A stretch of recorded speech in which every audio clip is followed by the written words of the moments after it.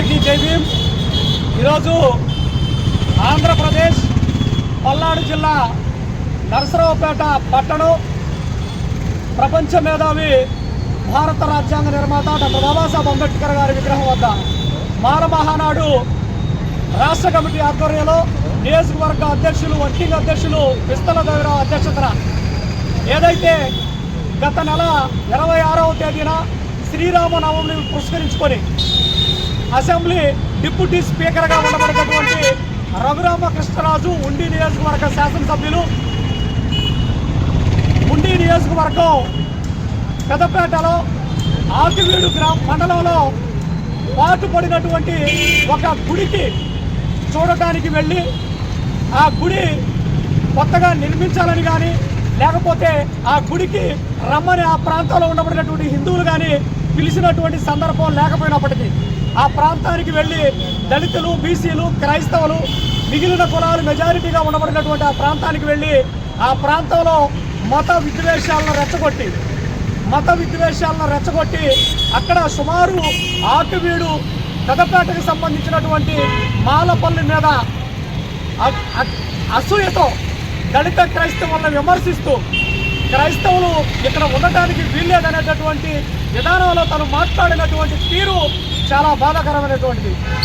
ఈరోజు మనం ఉండి నియోజకవర్గంలో చూస్తే సుమారు 113 చర్చిలను కూల్చివేసినటువంటి ఘటన ఈరోజు అది ఉండి నియోజకవర్గ శాసనసభ్యులు కేవలం రఘురామకృష్ణరాజుకే చెల్లుతుంది.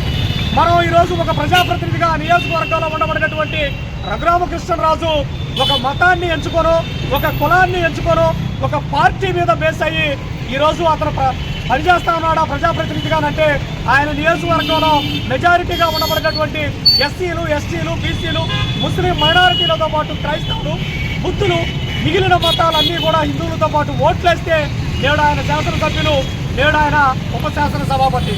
కానీ ఈ రాష్ట్రంలో కేవలం ఒక హిందూ మతాన్ని ప్రధాన పెట్టుకొని దళితుల్ని, క్రైస్తవుల్ని, గిరిజనుల్ని, అట్టడుగులో వెనకబడినటువంటి వర్గాల్ని ఈరోజు ఏ విధంగా మాట్లాడుతూ ఉన్నారో మనం చూస్తూ ఉన్నాం. ఒకే నియోజకవర్గంలో సుమారు 113 చర్చిలు కూల్చివేశాడు అంటే ఏ విధమైనటువంటి మత ఛాందసంతో ఆయన ఈరోజు మాట్లాడుతూ ఉన్నాడో గమనించాలి. ఆ ప్రాంతంలో సుమారు 57 మంది మీద అక్రమ కేసులు బనాయించి ఈరోజు రిమాండ్కి పెట్టినటువంటి పరిస్థితి. మేము అడుగుతా ఉన్నాం ఈ రాష్ట్ర ప్రభుత్వాన్ని, మేము అడుగుతా ఉన్నాం ఉప శాసన సభాపతిగా రఘురామకృష్ణరాజు అనర్హుడని మాలమానాడుగా డిమాండ్ చేస్తా ఉన్నాం. శాసనసభ్యులుగా కూడా అనర్హుడు, అతను పార్టీ నుంచి పూర్తి స్థాయిలో సస్పెండ్ చేయాలని మాలమానాడుగా డిమాండ్ చేస్తా ఉన్నాం. ఈరోజు కూటమి ప్రభుత్వం రఘురామకృష్ణరాజు అహంకారానికి కూటమి ప్రభుత్వం బలమునుందా అని మేము ప్రశ్నిస్తూ ఉన్నాం రాష్ట్ర ప్రభుత్వాన్ని. రఘురామకృష్ణరాజు వ్యాఖ్యలు వెనక్కి తీసుకోకపోతే, రఘురామకృష్ణరాజు ప్రవర్తన మార్చుకోకపోతే కూటమి ప్రభుత్వం పతనం కాక తప్పదని మాలమానాడుగా డిమాండ్ చేస్తా ఉన్నాం. ఈరోజు మనం గమనిస్తే దళిత క్రైస్తవులకు సంబంధించి ఒక పక్క ఏదైతే 57 మంది మీద ఆకివీడులో మాలల్ని కేవలం మాల కులాన్ని టార్గెట్ చేసి ఒకే పల్లెలో 57 మంది మీద నాన్ బెయిలబుల్ కేసులు పెట్టి ఈరోజు రిమాండ్కి విధించి ఈరోజు ఆ పల్లెలో అభద్రతా వాతావరణం, ఆ పల్లెలో ఏ విధమైనటువంటి అక్కడ ప్రశాంతమైనటువంటి వాతావరణం లేకుండా పరిస్థితుల్ని ప్రభుత్వం ఏ విధంగా చేతుల్లో తీసుకుందో చూడొచ్చు. మేము డిమాండ్ చేస్తా ఉన్నాం. తెనాలి కొలకలూరు గ్రామంలో కాజీపేటకు సంబంధించినటువంటి ఒక కాపు కులానికి సంబంధించినటువంటి వ్యక్తి, జనసేన పార్టీ కార్యకర్త ఈరోజు గత 4 రోజుల క్రితం సోషల్ మీడియాలో వైరల్ అవుతా కనపడుతున్నటువంటి పరిస్థితి ఏమంటే మాదిగ పల్లెల్లో ప్రతి ఒక్కడు మేము పుట్టిస్తే పుట్టారని అసభ్యంగా తనకు ఇష్టం వచ్చినట్టుగా పరుష పదజాలాలతో మాట్లాడితే కేవలం పోలీసులు మేము నామమాత్రపు కేసులు నమోదు చేశాం, మేము 12 సెక్షన్లు పెట్టామని గొప్పగా చెబుతున్నటువంటి తెనాలి మండల పోలీసులకి మేము ఒకటే డిమాండ్ చేస్తూ ఉన్నాం.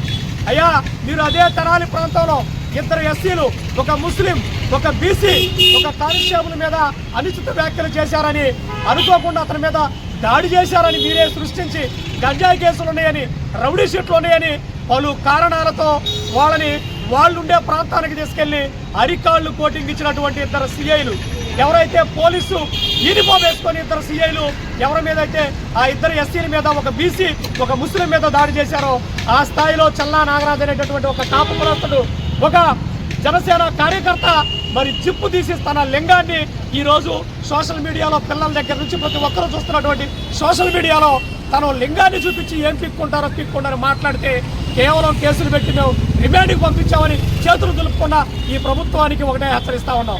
మరి తెనాలలో దళితుల మీద చేసినటువంటి దాడి విధంగా మీరు చల్లా నాగరాజును చేసే స్థాయి మీకుందా అని మేము అడుగుతా ఉన్నాం. ఈరోజు మీరు గమనిస్తే ఎస్సీ మాలామాదిగల మధ్య చిచ్చు పెట్టడానికి కూటమి ప్రభుత్వం రాగానే వర్గీకరణ పేరిట మాలామాదిగలు విడదీసింది. తదుపరి దళితులు క్రైస్తవులు ఏకంగా ఉంటా ఉంటే ఈరోజు భారత రాజ్యాంగం చెప్తా ఉంది ఆర్టికల్ 25 నచ్చిన మతాన్ని ఎవడైనా కానీ తీసుకోవచ్చు, నచ్చిన మతాన్ని ప్రచారం చేసుకోవచ్చు, నచ్చిన మతాన్ని పూజించవచ్చు పక్క చెప్తా ఉంటే మీరు కేవలం క్రైస్తవులు చర్చిలకు వెళ్ళినటువంటి ప్రతి ఒక్కరూ ఎస్సీ హోదా ఉండదని చెప్పడం ఎంతవరకు సమంజసమని మేము అడుగుతా ఉన్నాం. మీరు ఆర్టికల్ ఏదైతే 25 భారత రాజ్యాంగం ఇచ్చిందో, ఏదైతే ఆర్టికల్ 14 సమసమానత్వం చెబుతా ఉందో, ఆర్టికల్ 15 ఏదైతే మీరు అంటరాంతరం అస్పృశ్యత వద్దని చెప్తా ఉందో వాటన్నిటిని ధిక్కరిస్తూ సుప్రీంకోర్టు ఏ విధంగా భారత రాజ్యాంగాన్ని తూట్లు పొడిచేలాగా భారత రాజ్యాంగానికి వ్యతిరేకంగా వచ్చినటువంటి తీర్పులు మేము పూర్తి స్థాయిలో మాలమానాడుగా వ్యతిరేకిస్తా ఉన్నాం. ప్రజాస్వామ్యవాదులుగా రానున్న రోజుల్లో ప్రతి జిల్లాలో ఈ రాష్ట్రంలో దళితులపై, ఈ రాష్ట్రంలో మాలలపై, ఈ రాష్ట్రంలో ఎస్సీ ఎస్టీ బీసీ మైనార్టీలపై అట్టడుగున వర్గాలు అణిచివేయబడినటువంటి వర్గాల పక్షాన జరుగుతున్నటువంటి దాడులకు వ్యతిరేకంగా ఎప్పటికైనా కూటమి ప్రభుత్వానికి ఒకటే చెప్తా ఉన్నాం. రఘురామకృష్ణరాజు వల్ల మీ పార్టీకి చెడ్డ పేరు, మీ పార్టీ కుదేలవటం, మీ పార్టీ కూకట వేళ్లతో సహా వెకిలించేటువంటి రోజులు రఘురామకృష్ణరాజు వల్లే కూటమి ప్రభుత్వానికి వస్తాయని తెలియజేస్తూ ఈ రాష్ట్రంలో ప్రతి జిల్లాలో కూడా రౌండ్ టేబుల్ సమావేశాలు జరుగుతాయి. ప్రతి జిల్లాలో కూడా భవిష్యత్తు కార్యాచరణ తీసుకుంటాం. రఘురామకృష్ణరాజు ఆ జిల్లా మిగిల్చి మీరు ఏదైతే శాసనసభలో అసెంబ్లీలో ఉప శాసన సభాపతిగా మీరు మాట్లాడుతూ కూర్చున్నా ఉన్నారో మీ హోదాకు కూడా ఖచ్చితంగా అసెంబ్లీ ముట్టడిచ్చే రోజులు కూడా దగ్గరున్నాయి.